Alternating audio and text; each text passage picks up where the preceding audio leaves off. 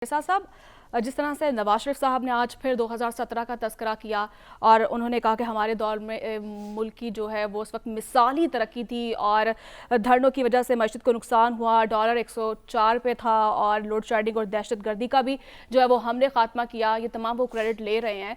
और क्या लगता है आपको कि 2017 वाला जो माहौल है वो हमें 2024 को देखने को मिलेगा? क्या वाकई अवाम जो है ऐसी बातों से मुतमईन हो जाएगी? अब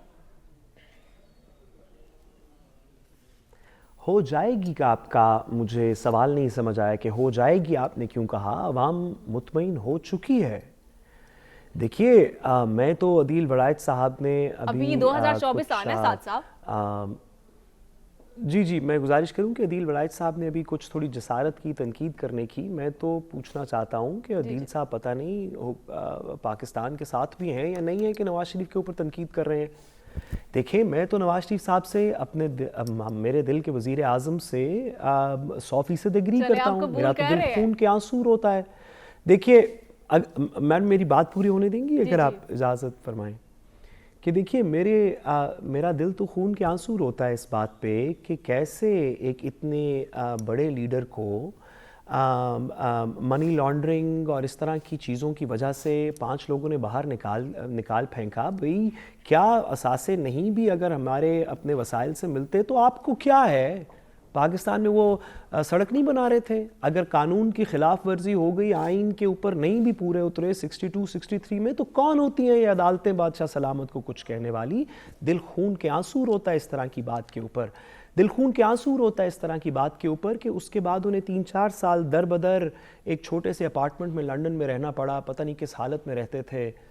फिर कभी कभी एक छोटे से प्राइवेट जेट के अंदर, कभी कहीं अपने सऊदी अरब के महल मैंने कहा ऐसे ही किसी छोटी सी पता नहीं कहाँ रहते हैं नवाज शरीफ साहब, कैसे दर बदर वो इतनी देर फिरे होंगे। दिल खून के आंसू रोता है। अवाम उनके साथ इस बात पे मेरा ख्याल है मुत्तफिक होगी।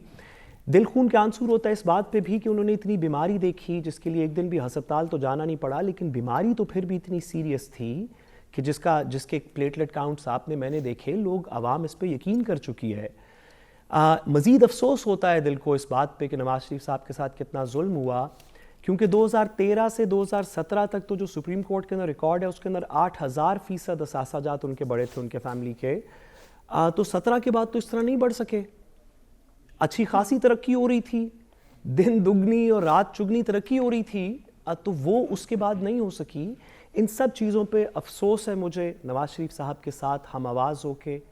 और मेरा ख्याल है कि इसका सिर्फ एक ही सद्देबाब है, हम इसको सिर्फ एक ही तरह पूरा कर सकते हैं कि हम फ़ौरन अपने माल और जान वापस नवाज शरीफ साहब की हिफाजत में दे दें। मैंने ऐसी जान और माल कहा, जान नेचुरली नवाज शरीफ साहब के हिफाजत में देने का मतलब है कि राना सनाउल्लाह साहब की हिफाजत में दे दें जान, और माल इसहाक डार साहब की हिफाजत में दे दें। जब तक ये मुल्क वापस ये नहीं करेगा तब तक मेरा ख्याल है उन गलतियों का सद्देबाब नहीं हो सकता जो इस मुल्क के गरीब लोगों से नवाज शरीफ साहब के ख़िलाफ़ जो हमने जुल्म किए। जी।